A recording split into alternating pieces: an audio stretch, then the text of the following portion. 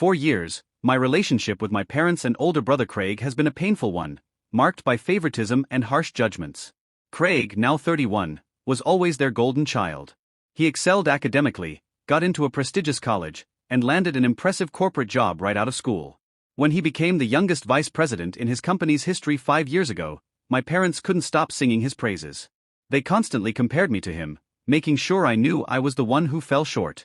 Unlike Craig, I didn't want the traditional 9-to-5 path. My dream was to become an entrepreneur.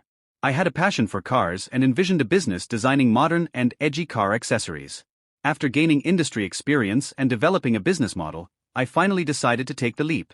Naively, I thought my parents would support me, despite their clear favoritism. But when I shared my plans with them after one of Craig's celebratory parties, they laughed. They dismissed my idea as foolish and told me they couldn't bear the embarrassment of introducing me as a failure. I was given an ultimatum: stick to my job and be a respectable son, or pursue my dream and lose their support. I chose my dream.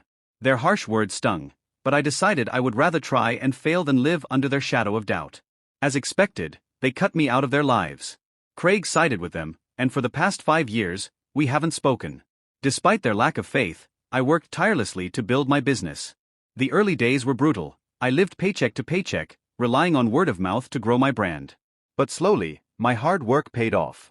Investors came on board, my customer base expanded, and eventually, I found success.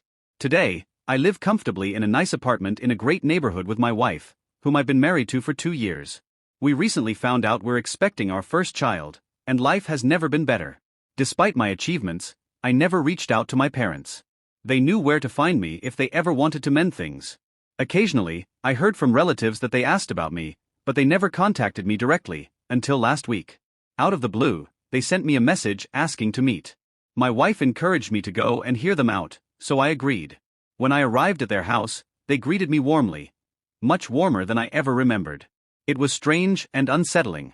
After some small talk, they congratulated me on the success of my business, saying they were glad I had proven them wrong. They didn't apologize for the way they treated me, but I took their acknowledgement as a small victory. However, it soon became clear there was an ulterior motive for their invitation.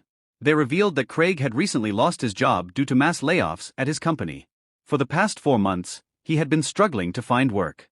Apparently, the offers he received were below his pay grade, and the rejection had left him depressed and unmotivated. My parents, worried about him, asked if I would hire Craig in my company. They wanted me to offer him a well-paying position where he could bring his expertise and restore his confidence. I was caught off guard. After everything that had happened, years of favoritism, their dismissal of my dreams, and their decision to cut me off, they were now asking me to help Craig. I didn't know how to respond, so I told them I needed time to think. They seemed satisfied with my hesitation, likely assuming I'd agree eventually. But the truth is, I'm conflicted. On one hand, he's my brother, and I know what it feels like to struggle. On the other hand, the years of pain and rejection still weigh heavily on me. Now I'm left wondering, should I let the past go and help my brother, or is this finally my chance to stand my ground? After thinking it over and discussing it with my wife, I decided to decline my parents' request to hire my brother Craig. My wife, who works in a bank and has no direct involvement in my business, supported my decision. She reminded me that it was my company, and ultimately, I needed to decide what was best for it. She also pointed out that my parents' sudden attempt to reconcile seemed insincere and more like manipulation than genuine concern. I agreed. After all, I had achieved everything on my own, without their help. I didn't owe them or Craig anything. Initially, I tried to avoid confrontation. I didn't tell them outright that I wouldn't hire Craig, knowing they would twist the situation and paint me as the bad guy. But my parents began texting me daily, demanding an answer. I ignored them at first, hoping they'd get the hint, but they eventually called, cornering me into a response. When I finally told them my decision, that I couldn't work well with Craig due to our strained relationship, they exploded. They started yelling about how much they had done for me, reminding me that they had raised me, paid for my upbringing, and provided for me as a child. Their words were hurtful and unfair. Of course, they had provided for me. That's what parents are supposed to do. It wasn't a favor, it was their responsibility. Still, I tried to reason with them, explaining that Craig and I had never gotten along, and bringing him into my company would be a bad idea for everyone involved. I also reminded them that they had cut me off years ago, declared me an embarrassment, and hadn't supported me when I needed them most. They had no right to demand anything from me now. But they refused to listen. Instead, They accused me of holding grudges and being petty. They claimed they would have supported me if my business had failed, so I owed them this favor. The argument escalated quickly. My parents insisted that Craig was family and that it was my duty to help him now that he was struggling. They even said he would have done the same for me if our roles were reversed, a laughable statement, considering how he had treated me throughout our lives. Feeling overwhelmed and exhausted, I ended the call, told them I didn't want to discuss it any further, and blocked their numbers. Since then, I've been grappling with feelings of guilt. Their words stuck with me, making me question whether I was in the wrong. But my wife reassured me, reminding me that their sudden claims of support were hollow manipulations. If they truly cared, they would have apologized or tried to mend our relationship long before now. She was right, and deep down I knew it too. Still, the emotional weight of their accusations lingered. Not long after, my parents began reaching out to our extended family, spinning the story to make me look like the villain. They accused me of being jealous of Craig's success and taking pleasure in his misfortune. Relatives started reaching out to me, confused by what they were hearing. Thankfully, many of them were already aware of the strained relationship I had with my parents. I explained the full story to those who asked, and most of them supported me, recognizing that my parents were overreacting and trying to manipulate the situation. Meanwhile, my wife and I decided it was time to focus on our own happiness. With her pregnancy progressing, we decided to announce the news earlier than planned. We hoped the announcement would signal to my parents that we had moved on and weren't interested in their drama. Most of our family congratulated us warmly, but then I received an anonymous email that chilled me to my core. It wished harm upon our unborn child, claiming it would suffer because of my actions toward family. I immediately knew it was from my parents. No one else would stoop so low. I didn't tell my wife about the email, not wanting to upset her during such a sensitive time. Instead, I decided to confront my parents directly. I went to their house, determined to speak face to face. But when I arrived, they refused to open the door. Likely, they knew what they had done and were too ashamed, or too cowardly, to face me. I stood outside, yelling through the door. I let out years of pent-up anger and frustration, telling them they had no right to treat me this way after everything they had done to me throughout my life. I reminded them how they had belittled me, cut me off when I needed them, and now, even after all this time, were still trying to manipulate me. Their behavior was cruel and unacceptable. By the end of my tirade, I felt a mix of anger, sadness, and liberation. I left without another word, realizing there was nothing more to say. My focus now is on my wife, our growing family, and the life we've built together. My parents may never change, but I refuse to let their toxicity consume me any longer. After everything that transpired, I can finally say that I feel a sense of relief and clarity, though the journey to this point has been anything but easy.